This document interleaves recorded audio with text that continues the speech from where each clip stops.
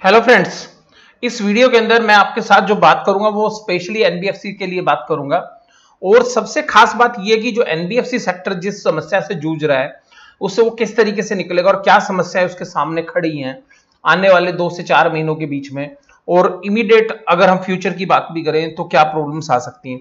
लेकिन इस सबको समझने से पहले मैं इस कॉम्प्लेक्स चीज को आपको एक सिंपलीफाइड तरीके से समझाने की कोशिश करता हूं। देखिएगा जी, एनबीएफसी का जो बिजनेस है वो किस तरीके से चलता है, किस तरीके से एनबीएफसी बिजनेस जो है अपना ग्रो करते हैं। देखिए, एनबीएफसी का जो मेन बिजनेस है वो पैसा उधार लेते हैं एनसीडी या बैंक डिपॉजिट्स के माध्यम से, जो मैंने पिछली वीडियो में भी आपको बताया था। और उस पैसे को वो कस्टमर्स को देते हैं एक हायर रेट ऑफ इंटरेस्ट पे, और करीबन 6-7-8% का जो है इंटरेस्ट का गैप जो है वो एनबीएफसी प्लेयर्स को मिलता है। और इसके अलावा वो प्रोसेसिंग फीस भी चार्ज करते हैं अपने कस्टमर से। और यहां पर एक सीधी सी बात होती है, तो उन कस्टमर से जो पैसा किस्तों के रूप में मिलता है जिसमें प्रिंसिपल अमाउंट भी होता है और जिसके अंदर इंटरेस्ट भी होता है, तो वो पैसा जनरली उनके जो बिजनेस के एक्सपेंसेस हैं उनसे काफी कम होता है, या उनको जो ब्याज देना होता है बैंकों को या नॉन कन्वर्टेबल डिवेंचर्स पर उसके मुकाबले में वो राशि जो है कम होती है। मान लीजिएगा कि आपको जो है 6,000 करोड़ रुपए आपको मिल रहा है अपने कस्टमर से, और आपको 5,000 करोड़ अपने ऑफिस के एक्सपेंसेस, सैलरी, स्टाफ वगैरह के लिए पे करना है, और 1,000 करोड़ रुपीज आपको एक एक्स्ट्रा अमाउंट बच जाता है हर महीने। तो बैंक से ये एनबीएफसी और जाके 2-3 हजार करोड़ रुपए और ले लेते हैं, और उसके बाद जो है उस पैसे को दोबारा से नए कस्टमर्स को जो है बांट देते हैं। तो इस तरीके से जो बैंक है उनसे पैसा उधार लेके एनबीएफसी अपनी जो लोन बुक है उस साइज को बड़ा करती रहती हैं। और उसके बड़ा होने पर क्या होता रहता है कि उनका जो इंटरेस्ट का मार्जिन है वो हमेशा जो है अगर सेम भी रहे तब भी वो उनका बिजनेस बड़ा होता जाता है। तो एनबीएफसी का जो बिजनेस है वो सिक्वेंशियल ग्रोथ जो है दिखाता रहता है over a longer period of time. अब ये जो पैसा आने वाला होता है वो हमेशा ज्यादा होता है किससे, जो उनके पास से जाना है। तो एनबीएफसी की जो 5 उंगलियां होती हैं वो घी में होती हैं, क्योंकि एक बहुत बड़ा इंटरेस्ट मार्जिन उनको मिलता है, और ये ऐसे सेक्टर को कैटर करती हैं जहां पर कि बैंक्स नहीं पहुंच पाते हैं, और यहां पर ये रिस्क उठाते हुए फाइनेंसिंग करती हैं ऐसे सेगमेंट्स के अंदर जहां पर कि बैंक जो है डायरेक्टली जो है उनको फाइनेंस करना अलाउड नहीं होता है। तो सीधी सी बात है, बैंक अपने नॉर्म्स से बंधे होते हैं, लेकिन एनबीएफसी जो है वहां पर खुले हुए हैं, वो जाके वहां पे लोन बांट देते हैं, और इसी तरीके से एनबीएफसी जो है अपना बिजनेस ग्रो करते हैं। तो बिजनेस में जो एक्स्ट्रा कैश उनके पास हर साल आता है या हर महीने जो आता है एनबीएफसी के पास, उसको आप बोलते हैं लिक्विडिटी। तो लिक्विडिटी का मतलब वास्तव में कैश से है कि कितना कैश एक्स्ट्रा रहता है। अब यहां पर जो समस्या है वो क्या आ रही है, अब समस्या सबसे ज्यादा आ रही है लिक्विडिटी की। तो ये लिक्विडिटी की समस्या क्यों आ रही है ये मैं भी डिस्कस करूंगा आपके साथ। दूसरी बात क्या है, इस लिक्विडिटी की समस्या से कौन निकाल सकता है वो बात करूंगा मैं आपके साथ। और तीसरी बात आप ध्यान से सुन लीजिएगा जो मैं सबसे पहली बात बोलूंगा, क्योंकि स्टॉक मार्केट के बहुत सारे जो व्यूअर्स हैं वो हमसे एक सवाल पूछते हैं कि क्या सर इन प्राइजेस पर ये शेयर ले लेना चाहिए नहीं लेना चाहिए। देखिएगा, मैं एक सिंपल सी बात एक सेंटेंस के साथ इसको खत्म करता हूं कि देखिएगा, जब डूबते हुए जहाज में कोई नहीं बैठता। सिंपल सी बात है, जब आपको लगता है समुद्र में तेज हवाएं चल रही हैं और बहुत ऊंची ऊंची लहरें उठ रही हैं और जहाज आपका डूब सकता है, तब तक कोई भी उस जहाज में नहीं बैठेगा जहां डूबने की संभावना होगी। लेकिन जब पानी जो है सही सतह पर आ जाता है, हवा पानी ठीक हो जाती है, तो वहां पर जो है लोग जो है दोबारा से निवेश करने के लिए आ जाते हैं। तो जो अभी नाव में बैठे हुए हैं, जिनको ये डूबता हुआ नाव लग रहा है एनबीएफसी का, वो लोग निकल निकल कर भाग रहे हैं, जिसकी वजह से ये जो है शेयर प्राइस टूट रहे हैं। अब समस्या है दो, या तो जहाज डूबेगा या जहाज बचेगा। तो ये जो आने वाली आगे की जो सर्कमस्टांसेस हैं वो बताएंगे कि एनबीएफसी का जहाज डूबेगा या बच जाएगा, और कौन सी एनबीएफसी बचेंगी और कौन सी नहीं बचेंगी। तो इसके लिए आपको एक डिटेल एनालिसिस करना पड़ेगा कि किन कंपनीज की जो बैलेंस शीट्स है वो स्ट्रॉन्ग है, जो अपने आप को बचा पाएंगी और जो नहीं बचा पाएंगी। तो सारे जहाज हो सकता है समुद्र में ना डूबे, कुछ डूब जाए और कुछ बच जाए। तो यहां पर जो है जो बच जाएंगे उनके लिए जो बहुत बड़ी वैल्यू होगी, और जो डूब चुके होंगे उनकी जो वेल्थ खत्म हो चुकी होगी। तो यहाँ पे जो डिसीजन है वो आप अपने विवेक पे ही लेंगे। तो मैं एक सिंपल स्टोरी के साथ मैंने आपकी बात जो है शुरू की यहाँ पे। तो अब देखिएगा, मैं आपके सामने कुछ ऐसी कंपनीज के बारे में बात कर रहा हूं जो खुद कंपनी जो है फाइनेंस के बिजनेस के अंदर है, और उनकी जो मैच्योरिटी है 30 सितंबर से पहले पहले आनी है, और फिर मैं डेट वाइज भी बताऊंगा कि किसकी जो रिडेम्पशन है कब कब आनी है। तो आप यहाँ पे देखिएगा, जैसा कि आप स्क्रीन पे देख पा रहे हैं कि यहां पर जो भी आप स्क्रीन पे देखेंगे वो ध्यान से समझिएगा, सारी वैल्यूज 5 26 जो मैं सबसे पहले पढ़ रहा हूं ये करोड़ के अंदर है।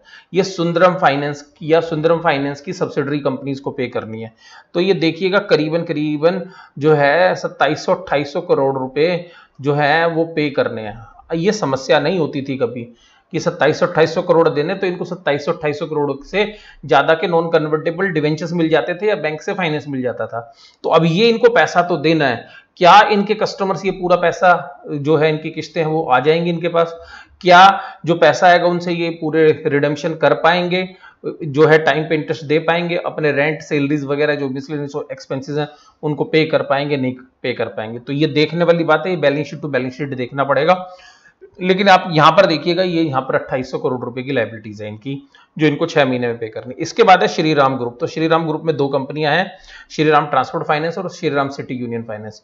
तो इनको देखिएगा, इनको भी करीबन 3800 करोड़ रुपए के आसपास पे करना है 6 महीने में। उसके बाद पीरामल ग्रुप की जो कंपनीज हैं तो 5700 करोड़ के आसपास इनको पे करना है। मुथूट फाइनेंस को 5177 करोड़ के आसपास पे करना है। मन्नापुरम को 1875 करोड़ रुपए पे करना है 6 महीने के अंदर, जिनकी रिडेम्पशंस आ रही है, चाहे उन्होंने खुद पैसा लिया है या अपनी सब्सिडरी के माध्यम से वो पैसा उठा रखा है। अब देखिएगा आगे, तो मन्नापुरम की बात होगी। तो उसके बाद महिंद्रा की जो है एनएमएन फाइनेंस, तो एमएम फाइनेंस के अंदर भी जो देखिएगा तो करीबन 2900 करोड़ रुपए के आसपास इनको रिडेम्पशन करनी है 6 महीने के अंदर। फिर देखिएगा जेएम फाइनेंशियल जो ग्रुप है, तो जेएम फाइनेंशियल ग्रुप को करीबन 1300 करोड़ रुपए के आसपास पे करना है। इसी तरीके से इंडिया बुल्स हाउसिंग फाइनेंस और इंडिया बुल्स की जो ग्रुप कंपनीज है उनको सबको मिलाकर करीबन 6500 करोड़ 6300 करोड़ के आसपास जो है रिडीम करना है। इसके बाद अगर आप देखेंगे एडेलविस ग्रुप जो है, एडेलविस ग्रुप जो है उसको भी करीबन जो है यहां पर अगर आप बात करेंगे तो 2300 करोड़ रुपए के आसपास रिडेम्पशन करनी है, ये पैसा इनको देना है। उसके बाद चोलामंडलम फाइनेंस को जो 2066 करोड़ रुपए के आसपास देना है। बजाज हाउसिंग फाइनेंस को 515, लेकिन यहाँ पे खत्म नहीं हुआ, ये हाउसिंग फाइनेंस है, इसके अलावा और भी रिडेम्पशन है इनकी। तो देखिएगा मैं अब आपको बताता हूँ। तो यहाँ पर देखिएगा जो बजाज फाइनेंस है, बजाज फाइनेंस का सबसे बड़ा रिडेम्पशन है। तो ये देखिएगा करीबन 29,000 करोड़ के आसपास का जो रिडेम्पशन है अगले 6 महीने में बजाज फाइनेंस को आना है, जिसकी वजह से वो शेयर टूटता हुआ जा रहा है कि वो पैसा कहां से जो है रिकवर करेंगे। आशीर्वाद माइक्रो फाइनेंस जो है वो 95 है। तो सिंपल सी बात यहां पर आप देखिएगा, ये जो पैसा इन्होंने देना है, तो note that the 28,600 crore of डेप्ट मैच्योरिंग इन नेक्स्ट 60 डेज, और इस डेप्ट के अंदर से अगले 60 दिनों के अंदर यानी कि 2 महीनों के अंदर 28,600 करोड़ रुपए जो है वो पे होने हैं इन एनबीएफसीज के द्वारा। तो ये वैसे कोई समस्या नहीं होती है नॉर्मल टाइम के दौरान। तो अब यहाँ पे प्रॉब्लम क्या होगी, कस्टमर से पैसा आएगा नहीं, बैंक से फाइनेंस मिलेगा नहीं मिलेगा ये पता नहीं, और दूसरी बात एनसीडी तो जो है आप ये समझ लीजिए इम्पॉसिबल हो गई है कि आप एनसीडी से यानी कि नॉन कन्वर्टेबल डिवेंचर से पैसा ले लेंगे। और क्यों नहीं ले पाएंगे, क्योंकि सबसे पहली बात है कि एनसीडी जो खरीदते थे वो म्यूचुअल फंड्स खरीदते थे, और कल फ्रैंकलिन टेम्पल्टन का जो केस हुआ है, जो उसने स्कीम्स बंद की है, उसके बाद इन एनबीएफसीज के लिए एनसीडी से पैसा जो है इकट्ठा करना असंभव सा कार्य लगता है। दूसरी बात है बैंक फाइनेंसिंग। अब बैंक फाइनेंसिंग क्या है, बैंक खुद जो है प्रॉब्लम्स के अंदर है, तो क्या वो खुलकर फाइनेंसिंग कर पाएंगे या नहीं कर पाएंगे, ये देखने वाली बात है। तो इसका जो लास्ट इलाज होगा वो क्या होगा, वो मैं वीडियो के अगले हिस्से में आपके साथ बात करूंगा। तो देखिएगा यहां पर उसके बाद ये है redemption amount fourth Knightley across NBFCs. ये जो भी एनबीएफसीज हमने जो 11 ग्रुप की बात की, उन 11 ग्रुप्स को ये पेमेंट करनी है। तो अब देखिएगा अप्रैल के सेकंड हाफ में जो पेमेंट होनी है, यानी कि जो अभी ये जो हाफ चल रहा है इसमें 4167, अगले महीने के अंदर मई के अंदर पहले हाफ के अंदर यानी कि 15 तारीख तक 7796 करोड़ की पेमेंट, और उसके बाद 6537 की सेकंड हाफ के अंदर है। और सबसे ज्यादा जो रिडेम्पशंस हैं वो हैं जून के महीने के अंदर 9901 और 10,000 करोड़ रुपीस। तो यहां पर देखिएगा इन कंपनीज को 19,000 करोड़ देना है जून तक। तो ये जो 90 डेज है ये काफी क्रूशियल, और यहीं पर ये जो लॉकडाउन वाली सिचुएशंस है, हो सकता है कि यहां पर वाली जो प्रॉब्लम्स है वहां तक कोई रास्ता निकल आए और तब तक चीजें नॉर्मलाइज हो जाए। अगर नॉर्मलाइज नहीं हुई तो यहाँ पे फिर और एक सीवियर पेन आ सकता है। तो हर 15 दिन बाद जो पेमेंट करनी, तो जुलाई के शुरू के फर्स्ट हाफ की 6379, दूसरे हाफ की 3224, 4145, 1875, अगस्त के फर्स्ट हाफ की, सेकंड हाफ की, और इसी तरीके सितंबर के फर्स्ट हाफ की और सेकंड हाफ की।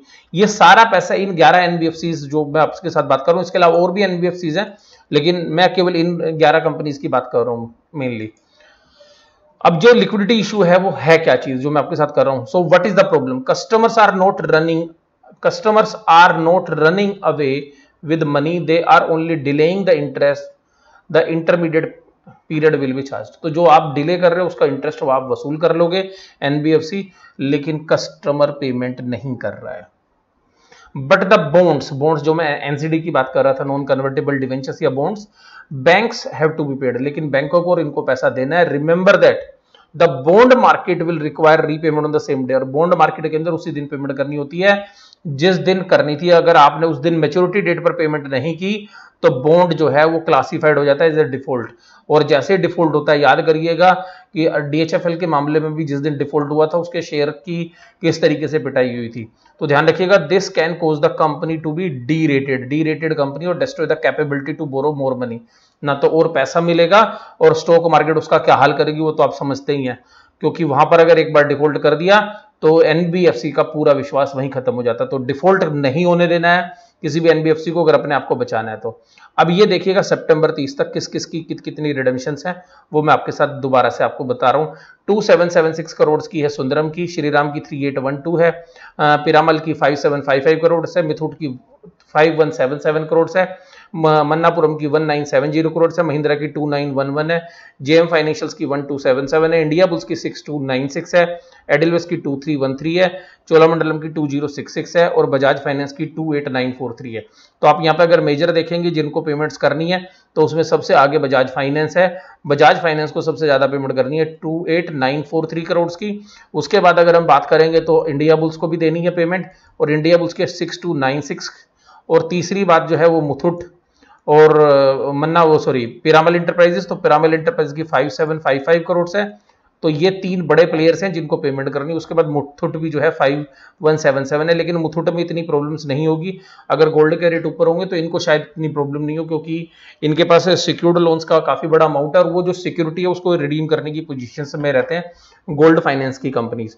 तो गोल्ड फाइनेंस की कंपनीज को इतनी बड़ी प्रॉब्लम नहीं है जितनी बाकी जो ट्रांसपोर्ट के अंदर जो है, जो जिन्होंने ऑटो को फाइनेंस किया हुआ है या जिन्होंने हाउस को फाइनेंस किया हो, तो वहां पर जो मैच्योरिटी करना थोड़ा मुश्किल होता है। जबकि गोल्ड वाले लोग जो हैं जनरली ऑक्शन मार्केट के अंदर उसको सेल करके जो है अपना पैसा रियलाइज कर पाते हैं। तो लेकिन फिर भी पूरे एनबीएफसी जो स्पेस है उसके सामने प्रॉब्लम तो है ही, इस बात से जो है इनकार नहीं किया जा सकता। तो ये जो प्रॉब्लम्स हैं एनबीएफसी को, ये मैंने अब आपके सामने जो है जाहिर कर दी हैं। आप इनकी बैलेंस शीट के साइज के अकॉर्डिंगली इनको एनालिसिस कर सकते हैं कि इनकी बैलेंस शीट और जो इनके रेवेन्यूज फ्रॉम ऑपरेशंस है उसके एंगल से आप इनको जो है एनालिसिस कर सकते हैं। सुबह जो मैंने वीडियो डाली थी उसके अंदर रेवेन्यूज भी मैंने बताए हुए थे कि कितने रेवेन्यूज ये जनरेट करते हैं।